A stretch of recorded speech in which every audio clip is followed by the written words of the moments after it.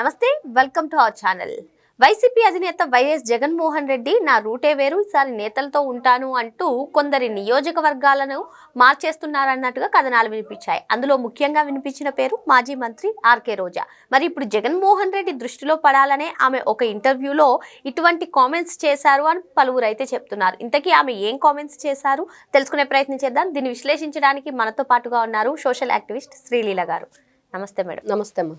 ఓ ఛానల్కి ఇచ్చినటువంటి ఇంటర్వ్యూలో మాజీ మంత్రి ఆర్కే రోజా గారు మాట్లాడుతూ యాంకర్ ఒక క్వశ్చన్ అడిగితే ఆమె ఒక విధంగా ఆన్సర్ చెప్పడం, అంటే ఈ ఋషికొండ గురించి ఆమె మాట్లాడడం, మరి ఈ ఋషికొండ జగన్ ప్రాపర్టీ అంటున్నారు అని చెప్పి అంటుంది. మరి కూటమి ప్రభుత్వం నిజంగా జగన్ ప్రాపర్టీగా అన్నారా, లేదంటే జగన్ కోసం ఆ ప్యాలెన్స్ నిర్మించారు అన్నట్టుగా అన్నారా? అసలు ఏం జరిగింది? రోజా గారు చేసినటువంటి కామెంట్స్ బహుశా మీరు కూడా వినే ఉంటారు. వాటిని ఏ విధంగా అర్థం చేసుకోవాలి? ఆర్కే రోజారెడ్డి ఈవిడ ఇంటర్వ్యూ చూడటం జరిగింది, ఆవిడ మాటలు వినటం జరిగింది.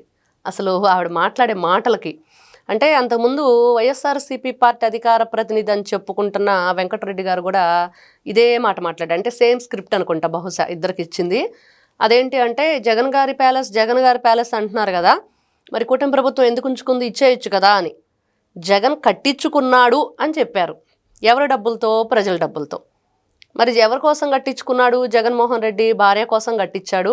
ఆవిడ ఏదో అడిగింది, వాళ్ళ మీద చాలా వీళ్ళు అంటే బ్లాక్మెయిల్ చేయటం కానివ్వండి, బెదిరించడం కానివ్వండి, అవన్నీ చేసి హరిత రిసార్ట్స్కి సంబంధించి వీళ్ళు స్వాధీనం చేసుకున్నారు. అక్కడ ఆ పచ్చని వాతావరణాన్ని, స్వచ్ఛమైన గాలి, చక్కగా ఆహ్లాదకరమైన వాతావరణాన్ని అంతా కూడా సర్వనాశనం చేశారు. ఇవన్నీ కూడా గతంలో మనం ఎన్నోసార్లు చెప్పుకున్నాం, ఎన్నో సందర్భాల్లో దాని గురించి చాలా బాధపడటం కూడా జరిగింది. మరి ఈ రోజున ఆ ప్రాపర్టీ వల్ల ఉపయోగం ఏంటి? ఒకటైతే అసలు జగన్మోహన్ రెడ్డి గారు ముఖ్యమంత్రిగా ఉన్న టైంలో మరి ఎక్కడా ఎటువంటి అభివృద్ధి చేయకుండా రంగులు వేసుకోవడానికి తీసుకోవడానికి, ఆయన బొమ్మలు వేసుకోవడానికి తీసుకోవడానికి, లేదా ఎక్కడెక్కడ ఏ భూములు కొట్టేయటానికి, ఎక్కడెక్కడ ఆస్తులు స్వాధీనాలు చేసుకోవడానికి వీళ్ళకి టైం దొరికింది. కానీ ప్రజలకు ఉపయోగపడేది ఏదైనా వాళ్ళు నిర్మించారా? ప్రజల కోసం ఏదైనా చేశారంటే చేసింది ఏదీ లేదు. మరి ఋషికొండ ప్యాలెస్ ఎలా కట్టగలిగాడు? అన్ని 100 కోట్లు ఎక్కడి నుంచి వచ్చాయి? మరి వచ్చి రాగానే ప్రజావేదిక కూల్చవలసిన అవసరం ఏంటి? అన్నా క్యాంటీన్ని నాశనం చేయాల్సిన అవసరం ఏంటి? మరి ఇవన్నీ చాలా ఉన్నాయి చెప్పుకుంటూ వెళితే. మరి వీళ్ళ ఆలోచన విధానం, ఋషికొండకు సంబంధించి ప్రతి ఒక్కటి లీగల్గానే కట్టాము. ఏ గోడ కట్టాలన్నా, అందులో ఏ కుర్చీ కొనాలన్నా, ఏ ఫర్నిచర్ కొనాలన్నా సరే మేము లీగల్గానే వెళ్ళాము, అన్ని డాక్యుమెంట్స్ ఉన్నాయని రోజా గారు చెప్తున్నారు. ఎలా ఇచ్చారు పర్మిషను?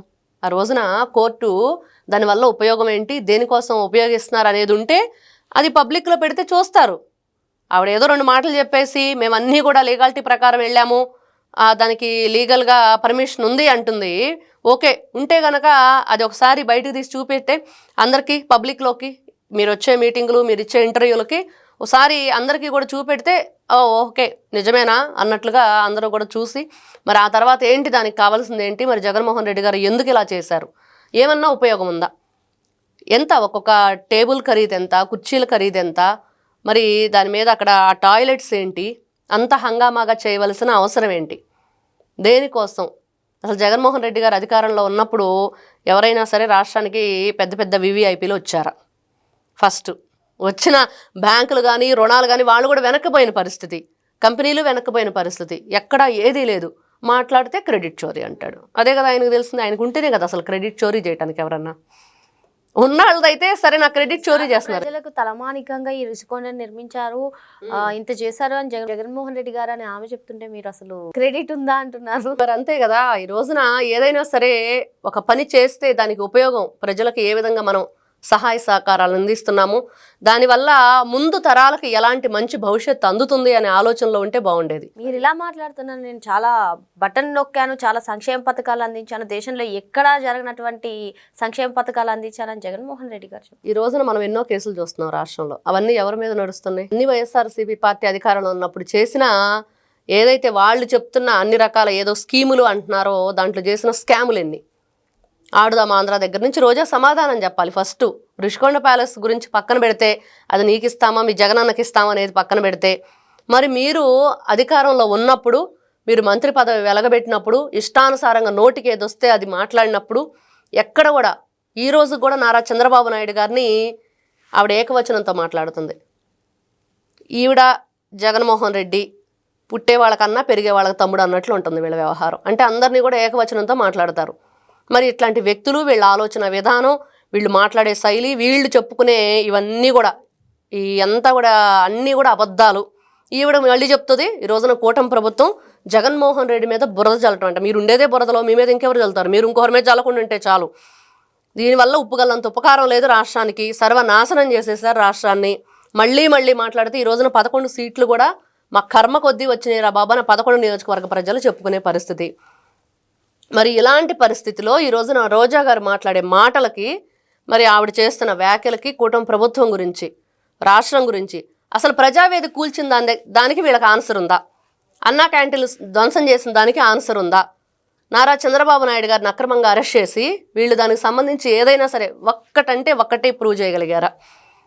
అధికారంలోకి వచ్చారు, కేసులు కొట్టేసుకుంటున్నారని మాట్లాడుతున్నారు. కానీ మరి జగన్మోహన్ రెడ్డి గారు అధికారంలో ఉన్నప్పుడు మరి అవన్నీ ప్రూవ్ చేయొచ్చుగా. మీరు ఎందుకు సైలెంట్గా ఊరుకున్నారు? ఎందుకంటే లేవు కాబట్టి. మీకు క్రెడిట్ లేదు. అది ఎవరు కూడా మీకుండే మా ఓటర్లు వేరే అన్నట్లుగా వీళ్ళు ఉండే క్రెడిట్ కూడా వేరే. అది ఎలా ఉండిద్దో అందరికీ తెలుసు. ఎన్ని కేసులు ఉన్నాయి, ఎన్ని నేరాలు ఘోరాలు చేశారు, బాబాయిని ఎలా వేసేశారు, ఇలాంటివి చెప్పుకుంటూ పోతే బోలెడంత క్రెడిట్ ఉంది వీళ్ళది. అవి మా ఓటర్లు వేరే అన్నట్లుగా వీళ్ళ క్రెడిట్ వేరే ఉండిద్ది. అది ఎవరు కూడా చోరీ చేయడానికి కూడా ఉపయోగపడేది కాదు. కాబట్టి ఈ రోజున ఏదైతే రోజా గారు ఈ ఋషికొండ ప్యాలెస్ గురించి మాట్లాడుతున్నారో దాని గురించి మాట్లాడేటప్పుడు ఈ రోజున జగన్మోహన్ రెడ్డికి ఇచ్చేయండి అంటుంది. ఎవడబ్బా సొమ్ము అని చెప్పి మీరు కట్టారు? ఎవరి సొమ్ముతో మీరు కట్టారు? ఎవరి సొమ్ముని ఈ రోజున దుర్వినియోగం చేశారు? ప్రజల జీవితాలను సర్వనాశనం చేసేసి ఒక ఉద్యోగం లేదు, పిల్లలకు సరైన చదువు లేదు, గంజాయికి అలవాటు చేసేసి విచ్చలవిడిగా గంజాయిని మద్యాన్ని ఏరులై పారించి రాష్ట్రంలో వీళ్ళు చేసిన ఏదైతే ఈ వ్యవహారం అంతా ఉందో అంతా కూడా సాంఘిక ఏదైతే వీళ్ళు సంఘ విద్రోహ శక్తులు. మరి ఇట్లాంటి వ్యక్తుల్ని ఏ విధంగా చూడాలి? వీళ్ళు ఈ రోజున మాట్లాడే మాటలు ఎదుటి వాళ్ళ గౌరవం లేకుండా, మీకు ఎదురుగి లేదు, ఎదుటి వాళ్ళకి ఇవ్వటం చేత కావట్లేదు ఇట్లాంటి వ్యక్తుల్ని.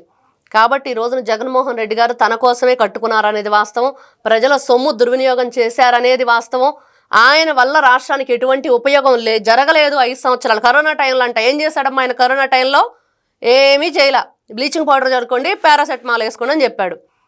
ఏమన్నా చేశాడా? మరి ఈవిడ గారు చెప్పాలి. 2 సంవత్సరాల కరోనా టైంలో కూడా మరి అక్కడ అద్భుతంగా రాష్ట్రాన్ని పరిపాలించాడని ఈవిడ చెప్తున్నారు. మరి కాబట్టి వీళ్ళు ఏదైనా సరే మాట్లాడేటప్పుడు ఒక్కసారి జగన్మోహన్ రెడ్డి గారు మరి ఈ రోజున ఈవిడ కూడా మీరంటున్నట్లుగా ఇందాక క్వశ్చన్ అడిగినట్లున్నారు. ఆయన దగ్గర ఏదో క్రెడిట్ కొట్టేయడానికి చేస్తుంది, ఆయన దగ్గర ఏదో ఇంప్రెస్ చేయడానికి చేస్తుందని ఖచ్చితంగా వీళ్ళందరూ కూడా రాబోయే రోజుల్లో ఏదో జరిగిద్ది, మేమందరం మళ్ళీ అధికారంలోకి వస్తామని చెప్పి పగటి కళలకు అంటున్నారు. అవి పగటి కళలుగానే ఉంటాయి కానీ ఎప్పటికీ కూడా వీళ్ళ కళల్లో నెరవేరవనేది వాస్తవం. మరో అంశంతో మళ్ళీ కలుద్దాం. Thank you madam. నమస్తే.